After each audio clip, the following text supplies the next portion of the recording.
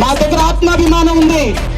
నీ దగ్గర తిప్పి కొడితే డబ్బులకు తీసుకొచ్చే జనం ఉన్నారు. నా దగ్గర నా